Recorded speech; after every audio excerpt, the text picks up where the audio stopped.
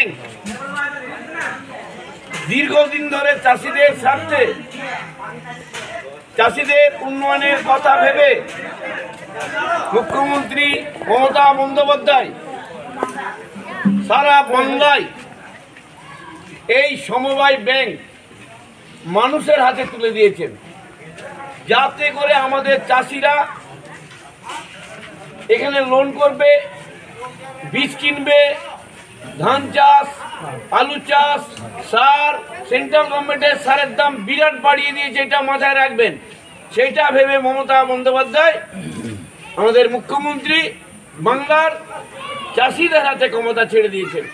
আমাদের নেতৃত্বরা সকলে রয়েছেন, প্রধান, উপপ্রধান, শ্রদ্ধেয় জিতেন্দা, আমাদের অঞ্চলের সভাপতি, আমাদের আছে তাপস, আমাদের আমজাদ, কলিম, সব নেতৃত্ব উত্তম থেকে আরম্ভ